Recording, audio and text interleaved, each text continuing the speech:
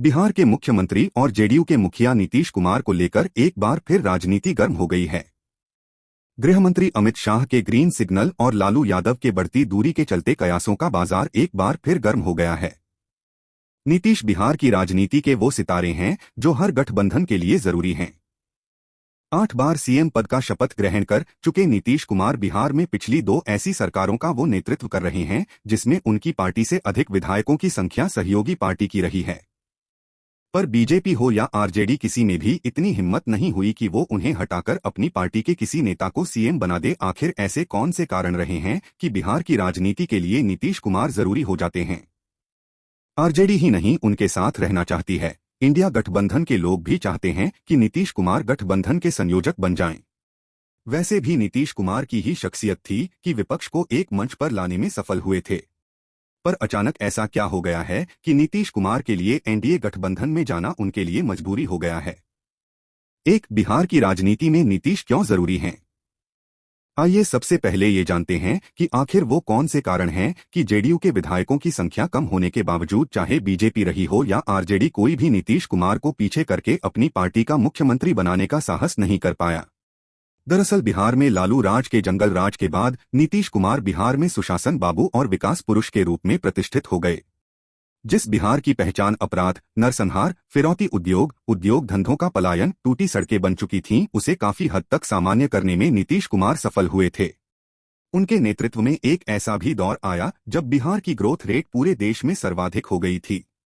दूसरे, बिहार में अपने तमाम प्रतिद्वंद्वियों के सामने नीतीश कुमार ने अपनी ईमानदार छवि बरकरार रखी हुई है। चुनाव में दाखिल हलफनामे बताते हैं कि आज भी उनके पास संपत्ति के नाम पर ज्यादा कुछ नहीं है, जबकि उनके सामने तेजस्वी यादव बहुत कम उम्र में ही करोड़ों के मालिक बन चुके हैं। उन्होंने अपने परिवार के लोगों को राजनीति से अलग रखकर एक मिसाल कायम किया है। नीतीश कुमार लोहिया और जेपी के अनुयायी रहे हैं, इसलिए उनके लिए गैर कांग्रेसवाद और गैर बीजेपी वाद ही उनकी राजनीति की असली पहचान रही है। पर उन्होंने बड़ी कुशलता से अपने को दोनों पार्टियों से अलग भी रखा और मौके पर उनका सहयोग भी लिया। यही कारण है कि नीतीश कुमार की पूछ आज भी बनी हुई है। बिहार की राजनीति में आज उनके बिना किसी गठबंधन की कल्पना नहीं की जा सकती है। नीतीश कुमार समझ गए हैं कि पीएम पद अभी दूर की कौड़ी है। नीतीश कुमार राजनीति के माहिर खिलाड़ी हैं। वो देश की राजनीति का भविष्य देख रहे हैं। उन्हें पता है कि इंडिया गठबंधन का भविष्य क्या होने वाला है। राहुल गांधी की भारत जोड़ो न्याय यात्रा से ममता बनर्जी और अखिलेश यादव ने दूरी बना ली है। मायावती ने भी इंडिया गठबंधन में आने से इनकार कर दिया है। इतनी दूरी के बाद अगर बाद में दिल जुड़ते भी हैं तो एनडीए को हराने का जज्बा नहीं पैदा होने वाला है।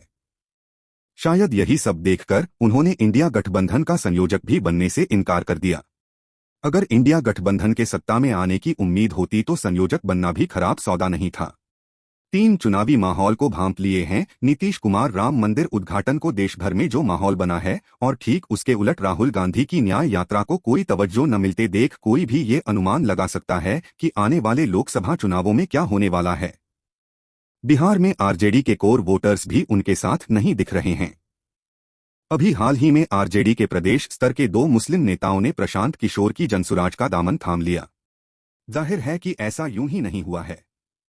जब पार्टी की लोकप्रियता घट रही होती है तो ही नेता और कार्यकर्ता किसी छोटी पार्टी में जाने का फैसला लेते हैं। बिहार की राजनीति के जानकारों का मानना है कि इस बार लालू यादव की पार्टी आरजेडी को यादवों का भी पूरा सपोर्ट नहीं मिलने वाला है। बीजेपी में लगातार यादव नेताओं के बढ़ते वर्चस्व से यादव समुदाय धीरे धीरे आरजेडी से दूरी बना रहा है। मध्य प्रदेश का सीएम मोहन यादव के बनने के बाद कम से कम यादव समाज बीजेपी को अब अपना विरोधी नहीं मानता है। रामकृपाल यादव, हुकुमदेव नारायण यादव, नंदकिशोर यादव और नित्यानंद राय को बीजेपी में मिले महत्व से यादव समाज अब टूट रहा है। 4 लालू के षड्यंत्रों से त्रस्त हो गए नीतीश कुमार। जेडीयू के कुछ दिनों पहले तक अध्यक्ष रहे ललन सिंह बहुत पुराने साथी रहे हैं नीतीश कुमार के, पर लालू यादव के चलते उनसे नीतीश कुमार की दूरी हो गई। कहा गया कि ललन सिंह के साथ मिलकर लालू यादव जेडीयू के विधायकों को तोड़ना चाहते थे। पार्टी तोड़ने की कोशिश की खबर के बाद आरजेडी और जेडीयू के रास्ते अलग अलग हो गए हैं। सामान्य शिष्टाचार वाली बातचीत भी आजकल नीतीश कुमार और लालू की फैमिली के साथ नहीं हो रही है। बिहार सरकार के कार्यक्रमों का श्रेय लेने की तेजस्वी की जल्दबाजी से भी नीतीश कुमार परेशान रहते हैं। टीचर्स भर्ती हो या अन्य सरकारी कार्यक्रम, तेजस्वी हर मुद्दे पर सरकार की बजाय अपनी बात करते हैं। लालू यादव ने नीतीश कुमार को साथ तो लाया था कि उन्हें केंद्र में स्टैब्लिश करेंगे, पर जिस तरह इंडिया गठबंधन के संयोजक बनने में नीतीश कुमार के लिए टांग अड़ाई, उसे नीतीश कुमार अच्छी तरह समझ गए। फिर जब ममता बनर्जी ने मल्लिकार्जुन खड़गे को पीएम पद के लिए प्रस्तावित किया तो भी लालू यादव ने उसका विरोध न करके उसको मौन स्वीकृति दे दी थी। दरअसल लालू ये तो चाहते हैं कि उनके पुत्र तेजस्वी यादव बिहार के सीएम बन जाएं, पर वो ये कभी नहीं चाहेंगे कि नीतीश कुमार देश के पीएम बन जाएं। 5 आरजेडी के साथ जेडीयू का स्वाभाविक गठबंधन नहीं, बिहार को आरजेडी के कुशासन से मुक्त कराने के लिए ही जेडीयू का गठन हुआ था। जिस पार्टी का गठन ही आरजेडी के विरोध की जमीन पर हुआ हो, उसके साथ दोस्ती कितनी दिन चलेगी। नीतीश कुमार आरजेडी के साथ महागठबंधन की सरकार बनाने के बाद भी आए दिन अपने भाषणों में बिहार के जंगलराज की चर्चा करते रहते हैं। कई बार तो ऐसा हुआ है कि मंच पर सरकार में डिप्टी सीएम तेजस्वी यादव भी बैठे हुए हैं और सीएम नीतीश कुमार ने जंगलराज से बिहार को मुक्त करने की चर्चा करनी शुरू कर दी है। बिहार में जब से महागठबंधन की सरकार बनी है, कानून व्यवस्था आउट ऑफ कंट्रोल हो गई है। जनता और प्रेस के सामने नीतीश कुमार को जवाब नहीं सूझता है।